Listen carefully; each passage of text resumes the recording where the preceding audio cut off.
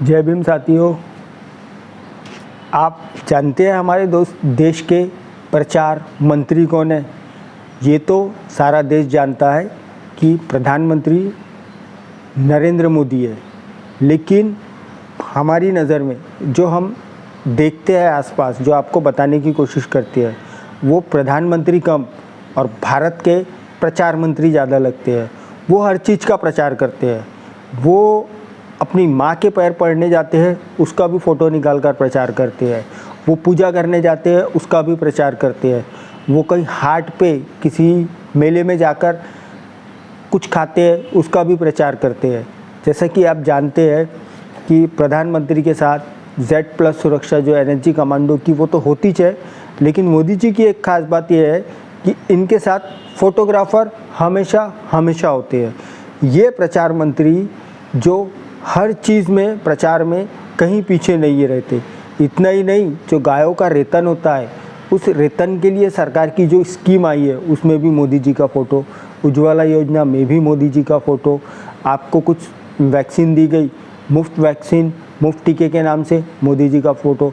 जबकि सरकार आपको मुफ्त क्या देती है? कुछ देती है? सरकार का अपना इनकम का सोर्स क्या है? सरकार के जो सरकारी नियंत्रण में, जैसा रेलवे है और जो चीज़ें हैं जो चलती है, उससे जो आय होती है और जो जनता टैक्स भरती है, वो सरकार की इनकम होती है। और उस इनकम से अगर सरकार आपको ख़रीद के कुछ दे रही है, तो वो आपके लिए मुफ्त कैसा हो गया? क्योंकि जो सरकार को टैक्स देता है, वो टैक्स हर कोई देता है, चाहे कितना भी गरीब व्यक्ति है। जो एक माचिस की डिब्बी भी खरीदता होगा, वो भी सरकार को टैक्स जाता है। जो एक बिस्किट का पैकेट 5 रुपये 10 रुपये का खरीदता है, उसमें भी सरकार को GST CST जाता है, CST SGST दोनों GST जाता है। तो देश का हर व्यक्ति जो कुछ ना कुछ कहीं ना कहीं खरीदता है। तो अब तो जानते हैं कि अपने अनाज पे भी उन्होंने GST लगा दिया, पैक्ड अनाज पे, पैक्ड आटे पे GST लगा दिया।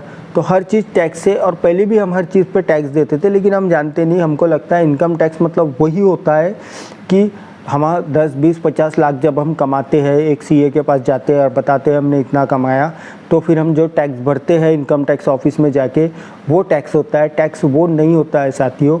हम टैक्स जो है वो हर चीज़ में देते हैं और यही टैक्स केंद्र में जमा होता है। और उसी टैक्स के पैसे से ये जो विकास करना चाहे या कुछ हमें सुविधा देना चाहे, ये देती है। लेकिन प्रचार इस तरह किया जाता है कि मुफ्त मुफ्त मुफ्त। ये एक तो टैक्स के पैसे से दिया जाता है कि नहीं तो उधार लेकर दिया जाता है। अब उधार लेकर भी जो दिया जा रहा है, वो देश के ऊपर कर्ज है, मतलब देश के हर नागरिक पर वो कर्ज है। वो कहीं ना कहीं देश को आज नहीं तो कल चुकाना पड़ेगा। और जो टैक्स के पैसे से लिए जाती है चीज़ें, वो देश के नागरिकों की है। तो ये जो मुफ्त का इन्होंने एक एडवर्टाइज़ किया था, और अब जब ये समझ गए कि अब नौबत ये आ गई है कि रेवड़ी कल्चर इन्होंने शुरुआत किया। ये अरविंद केजरीवाल को रोकना चाहते थे, लेकिन ये इनके ऊपर आ सकता है, ये जानते हैं, और ये बहुत बड़ा बहुजनों के ऊपर आ सकता है। तो ये सोच के अभी नई, जैसा इन्होंने पहले कहा था, एक देश एक टैक्स, लेकिन GST में ना ये शराब नीति को ला सके, GST में ना ये पेट्रोल नीति को ला सके, कई चीज़ें GST से बाहर है। वैसे ही अब इन्होंने कहा है कि एक देश एक उर्वरक का नाम, मतलब जो उर्वरक, मतलब जो खाद्य किसानों को जाता है, उसके हर नाम में, जैसा यूरिया था उसके सामने भारत यूरिया लगाना पड़ेगा, DAP है उसके आगे भारत DAP लगाना पड़ेगा, MOP है उसके आगे भारत MOP लगाना पड़ेगा। ये और केंद्र द्वारा दिया गया एक सिंबल लगाना पड़ेगा, जिसमें प्रधानमंत्री जी का, मुझे तो लगता है कि फ़ोटो अभी क्लियर नहीं हुआ है, लेकिन वो अपना फ़ोटो लगाएंगे। उन्हें फ़ोटो लगाने का बहुत शौक़ है। 2024 में चुनाव है और वो चाहते हैं कि जिस तरह BJP शहरी क्षेत्र में अपना काम कर रही है, BJP शहरी क्षेत्र के लोगों को एडवर्टाइज़ करके अट्रैक्ट कर रही है, उसी तरह ग्रामीण क्षेत्रों में BJP एडवर्टाइज़ करके उन्हें अट्रैक्ट नहीं कर सकती। किस गांव-गांव में जाके ये होर्डिंग्स, बैनर्स नहीं लगा सकते। गांव के लोगों में बहुत कम इंटरनेट और सैटेलाइट होता है या केबल होता है, बहुत कम गांव में। तो वो हर गांव तक कैसा पहुंचा जाए, हर गांव तक प्रधानमंत्री मोदी और BJP का प्रचार कैसा किया जाए, जो कि 2024 का चुनाव आगे है। तो उन्होंने नया निकाले कि एक देश एक खाद एक नाम, मतलब हर नाम के आगे भारत लगाना पड़ेगा।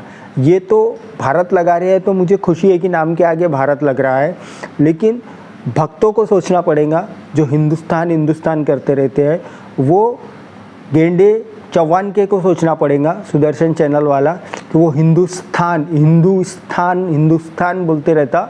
तो मेरी उससे रिक्वेस्ट है, यति नरसिम्हानंद को सोचना पड़ेगा जो हिंदुस्तान हिंदुस्तान बोलते रहते हैं, कि मोदी जी को जाओ चौहान के सलाह दो, उनको कहो कि यूरिया के सामने हिंदुस्तान यूरिया लगा के बताओ, डीएपी के सामने हिंदुस्तान डीएपी लगा के बताओ, एमओपी के सामने हिंदुस्तान एमओपी लगा के बताओ। ये नहीं कर सकते क्योंकि ये जानते हैं संविधान के बाबा साहब आम्बेडकर ने पहले आर्टिकल में इस देश का नाम ही लिख दिया, इंडिया, दैट इज़ भारत, क्योंकि बाबा साहब जानते थे आगे ये लोग शरारत करके इंडिया का हिंदुस्तान करने वाले हैं। तो साथियों, ये प्रचार केवल 2024 के लिए किया जा रहा है।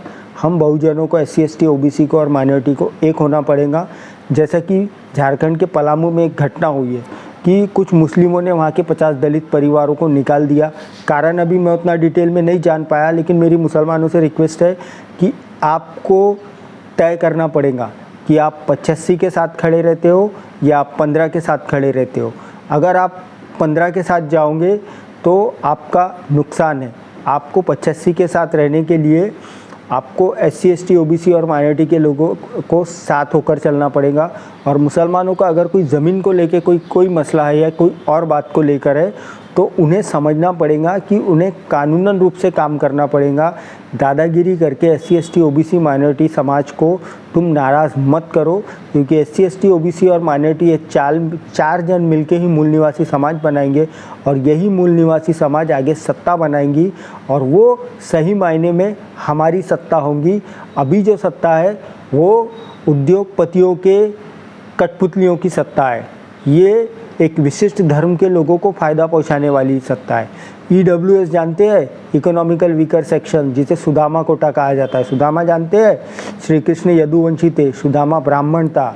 इन्होंने भागवत में लिख दिया कि जब सुदामा श्री कृष्ण से मिलने पैदल आया तो श्री कृष्ण ने उसके पैर धो के पानी पिए। श्री कृष्ण भगवान थे, भगवान को उन्होंने ब्राह्मणों के पैर धो के पानी पिलवा दिए। ये वो लोगों की सरकार है जो ब्राह्मण के आगे किसी को कुछ समझते ही नहीं। साथियों, इसलिए मैं कहता हूँ कि आपस में मिल के रहो, और कोई ऐसा मसला आता है जिससे ज़मीन का मैटर हुआ या कुछ और मैटर हुआ, तो मुसलमानों सतर्क रहो और कानूनी हिसाब से जो हो सकता है वो करो। सवर्ण मानसिकता के हिसाब से आप कोई काम मत करो। इसी के बाद मैं अपनी बात समाप्त करता हूँ। जय